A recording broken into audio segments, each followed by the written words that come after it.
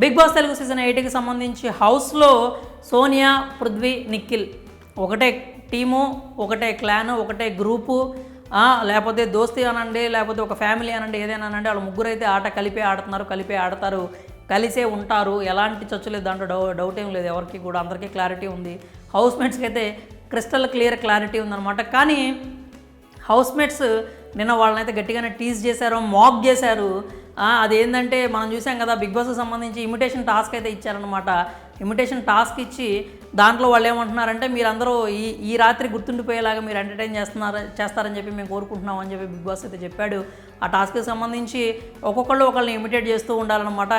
ఇది ఎవ్రీ సీజన్లో చూసే టాస్కే, మనం అందరూ కూడా వేసుకున్నారు, ఈ ట్యాగ్లు వేసుకున్నారు.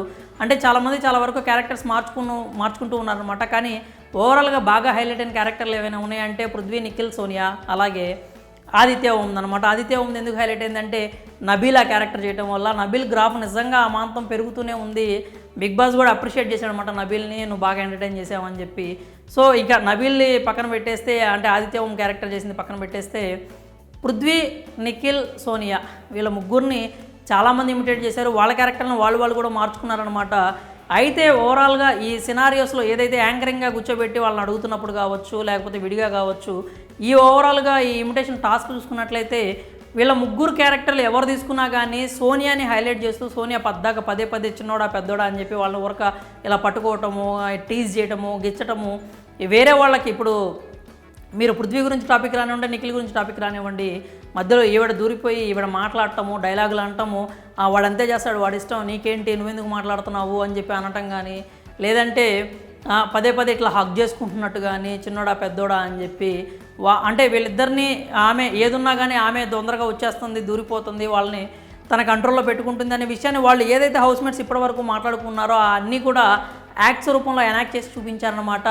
అక్కడే కూర్చున్న సోనియా సోఫాలో కూర్చొని ఇట్లా చూస్తూ ఉంది. కొంచెం పైకైతే నవ్వుతూనే కనిపించింది, ఎక్కడా కూడా నెగిటివ్గా ఆమె తీసుకున్నట్టు కనిపించలేదు. కానీ లోపల సోనియా ఏదైనా కానీ పైకి కనిపించేది మనం చెప్పలేము. ఆవిడ మైండ్లో ఒక గేమ్ అయితే రన్ అవుతూనే ఉంటుంది, తప్పు పట్టడానికి లేదు. ఆమె గేమ్ ఆమెది కాబట్టి ఆమె ఆ లోపల ఆలోచిస్తూనే ఉంది, పైకి మాత్రం నవ్వుతూనే ఉంది, ఎంజాయ్ చేసినట్లుగా అనిపించింది.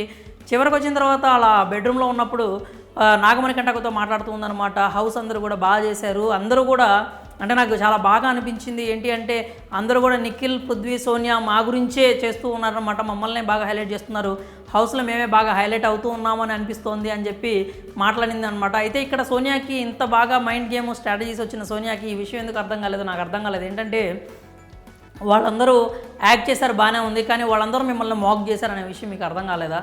ఎందుకంటే వాళ్ళందరూ కూడా మీరు చేస్తుంది ఇది, మీ ముగ్గురే దోస్తీగా ఉంటున్నారు, మీ ముగ్గురే ఒక గ్రూప్గా ఉంటున్నారు, మిగతా వాళ్ళు ఎవరిని పట్టించుకోవట్లేదు, ఎవరితో మీరు మాట్లాడినా కానీ గొడవకి కయానికి కాలు దూతున్నారు, కానీ కలిసిపోవడానికైతే మీరు రెడీగా లేరు అనే విషయాన్ని అయితే వాళ్ళు యాక్ట్ చేసి చూపించారనమాట.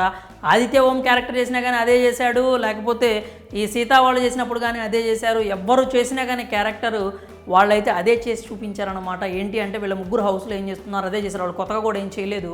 అంటే ఇక్కడ వీళ్ళకి రావాల్సిన క్లారిటీ అంటే, ఓహో మన గురించి వీళ్ళు ఇలా అర్థం చేసుకుంటున్నారా, మన ఆటని వీళ్ళు ఇలా తీసుకుంటున్నారా, మన ముగ్గురు ఒక దగ్గర ఉన్నదాన్ని వీళ్ళు గమనిస్తూనే ఉన్నారా, సో మనం ఇక్కడ నుంచి కొంచెం ప్లాన్ మార్చాలి, గేమ్ మార్చాలి, ఏదైతే హౌస్మేట్స్ అనుకుంటున్నారో దాన్ని కొంచెం మనం చేంజ్ తీసుకురావాలని అనుకున్నట్లయితే పద్ధతిగా ఉండేది. కానీ మనమే హైలైట్ అవుతున్నాం హౌస్లో, అందరూ మన గురించే మాట్లాడుకుంటున్నారు, అందరూ యాక్ట్ చేసిన దాంట్లో కూడా మనల్ని ఎక్కువ హైలైట్ చేశారు, సో మన ఆట బాగుందేమో అనే కోణంలో సోనియా ఆలోచించడం కొంచెం ఎందుకో అంత కరెక్ట్ అనిపించలేదు నాకైతే. అంటే ఇంత టాలెంటెడ్, ఇంత మైండ్ గేమ్ ఆడగలిగిన సోనియా ఇంత తక్కువ అర్థం చేసుకుందా అని చెప్పి నాకైతే అనిపించింది అనమాట. కొంచెం డిసప్పాయింటింగ్గానే అనిపించింది.